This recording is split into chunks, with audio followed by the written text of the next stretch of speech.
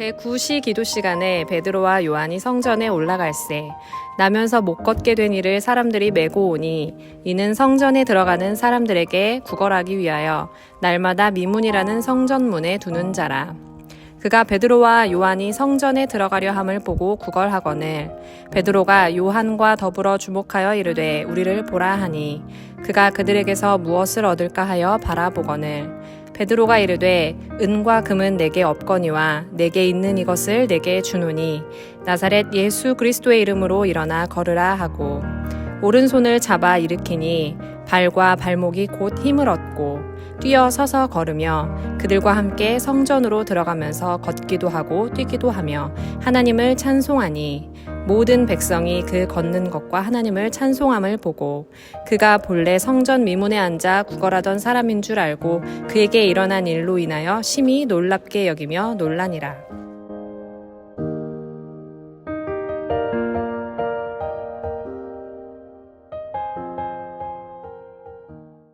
좋은 아침입니다. 오늘부터는 본격적으로 초대교회에 있던 복음이 어떻게 외부로 전해지는지를 살펴보려 합니다. 1절에서 2절입니다. 제9시 기도 시간에 베드로와 요한이 성전에 올라갈새 나면새 못 걷게 된 이를 사람들이 메고 오니 이는 성전에 들어가는 사람들에게 구걸하기 위하여 날마다 미문이라는 성전문에 두는 자라. 1, 2절에 나온 시간적 표현들에 주목해 보겠습니다. 1절에 베드로와 요한은 규칙적으로 기도하는 시간을 가졌습니다. 2절에 못 걷게 된 사람은 규칙적으로 날마다 성전문에서 구걸하는 시간을 가졌습니다. 베드로와 요한은 규칙적으로 하나님을 향하여 구하고 기도하였습니다. 그러나 못 걷게 된 사람은 규칙적으로 하나님이 만든 피조물들을 향하여 구하였습니다. 이것은 바로 하나님을 바라보는 사람과 세상을 바라보는 사람의 시선 차이를 알려줍니다. 세상을 바라보는 사람은 자신의 필요를 채우기 위하여 살아갑니다. 자신의 부족한 것들을 눈앞에 보이는 것들에 의지해서 얻으려 합니다. 그러나 하나님을 바라보는 사람은 자신의 필요를 하나님께 구할 줄 아는 사람들입니다. 당장 눈앞에 있는 사람 혹은 돈이 문제를 해결해 줄 수 있을 것 같아 보일지라도 가장 먼저 의지하는 분이 하나님이시라는 겁니다. 시선이라는 찬양을 좋아하는데요. 거기에 이런 구절이 나옵니다. 내게로부터 눈을 들어 주를 보기 시작할 때 주의 일을 보겠네. 모든 사람들은 정해진 시간과 그 시간 속 나름대로의 규칙적인 루틴으로 살아갑니다. 그 시간과 루틴 속에서 힘을 얻는 것도 있고 기쁨과 감사함을 얻는 것들도 있습니다. 하나님을 믿는 사람들도 이런 루틴이 있어요. 그런데 하나님을 믿는 사람들은 이 가운데서 하나님을 바라봅니다. 하나님을 바라보기 시작할 때 하나님의 일을 보게 되고 하나님의 사랑을 알게 됩니다. 우리의 오늘 하루를 가장 먼저 하나님을 바라봄으로써 시작할 수 있기를 원합니다. 3절에서 5절입니다. 그가 베드로와 요한이 성전에 들어가려 함을 보고 구걸하거늘 베드로가 요한과 더불어 주목하여 이르되 우리를 보라 하니 그가 그들에게서 무엇을 얻을까 하여 바라보거늘 못 걷게 된 사람은 평소에 보던 대로 베드로와 요한을 바라봤습니다. 아, 오늘은 이 사람이구나. 아, 오늘은 너구나 라고 생각했을 겁니다. 오늘은 이 사람들이 주는 돈이나 음식으로 살아갈 수 있겠구나 라고 생각했던 것이죠. 세상을 살아가는 사람들이 이렇게 살아가요. 아, 오늘은 이거를 먹고 사는구나. 아, 오늘 닥친 문제는 이걸로 해결하면 되는구나. 아, 오늘 나는 이걸로 기쁨을 얻는구나. 이런 여유조차 없는 사람은 아, 오늘은 그냥 이렇게 또 하루를 보냈구나. 눈앞에 보이는 것을 통해서 판단하고 말합니다. 그러나 하나님을 바라보는 베드로는 말합니다. 6에서 8절인데요. 베드로가 이르되 은과 금은 내게 없거니와 내게 있는 이것을 내게 주노니 나사렛 예수 그리스도의 이름으로 일어나 걸으라 하고 오른손을 잡아 일으키니 발과 발목이 곧 힘을 얻고 뛰어서서 걸으며 그들과 함께 성전으로 들어가면서 걷기도 하고 뛰기도 하며 하나님을 찬송하니. 베드로가 준 것은 음식도 돈도 아니었습니다. 베드로는 예수를 주었습니다. 베드로 자신의 삶을 돌이켜준 분을 소개시켜 주었습니다. 평생 규칙적으로 어부의 인생을 살던 베드로조차도 하나님의 나라를 꿈꾸게 살 수 있게 해준 그분, 그 이름, 예수의 이름을 주었습니다. 못 걷는 사람은 베드로에게 먹는 것도 돈도 얻지 못했습니다. 자신의 니즈를 채우지 못했어요. 그러나 그는 매우 기뻤습니다. 8절을 계속 보면 체면을 신경 쓰지 않고 뛰면서 하나님을 찬송하였습니다. 먹을 것도 돈도 받지 못했죠. 자신의 니즈를 채우지 못했지만 이건 채웠습니다. 예수를 받았습니다.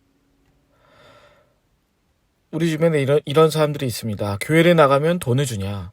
교회를 나가면 집이라도 주냐? 당장 이 문제가 해결이라도 되냐? 이렇게 말하는 사람들이 있습니다. 야, 돈 주면 교회 갈게. 이런 사람들도 있습니다. 그러면서 야, 그 시간에 차라리 더 성실히 돈을 벌어라. 그 시간에 더 성실히 자기 관리를 하라. 이렇게 말합니다. 네, 교회 온다고 돈 안 줍니다. 교회 온다고 집 안 줘요. 먹을 건 좀 잘 줍니다. 그런데 교회에서 주는 것, 이게 있습니다. 예수를 줍니다.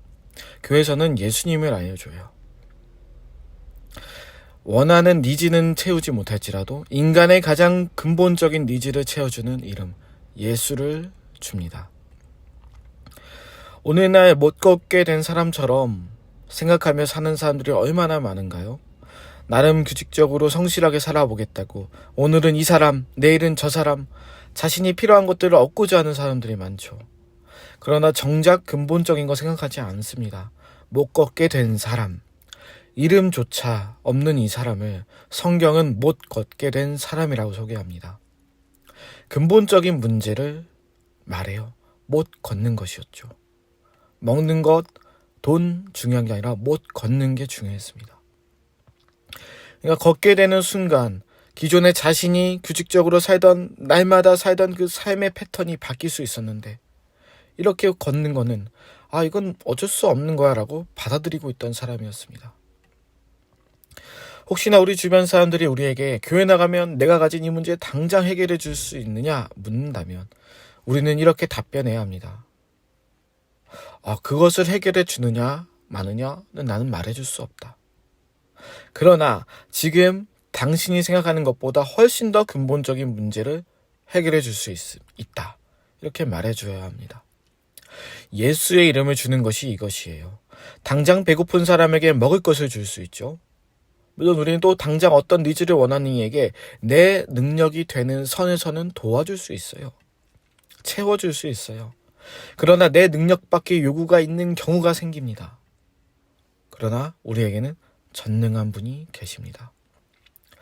이 전능한 분을 만날 수 있는 길은 오직 예수밖에 없습니다.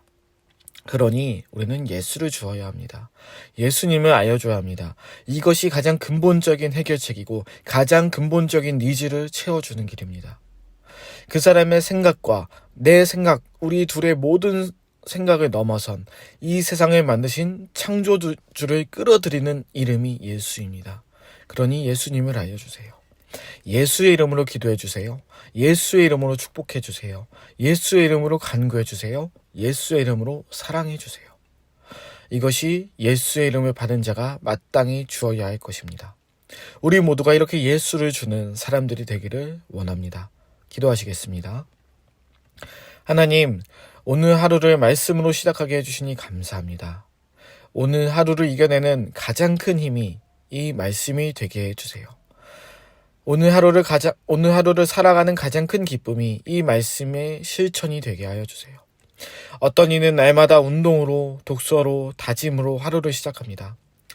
날마다 규칙적으로 살아가는 패턴들이 있습니다. 하나님, 우리는 우리의 시선을 들어 말씀과 기도로 시작합니다. 우리의 시선을 들어 하나님을 바라봄으로써 시작합니다.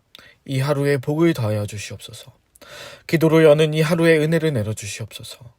오늘 우리가 만나는 이들에게 이 은혜를 예수님을 통하여, 예수의 이름을 통하여 나누어 줄 수 있는 하루가 되게 하여 주옵소서. 예수님의 이름으로 기도드립니다. 아멘.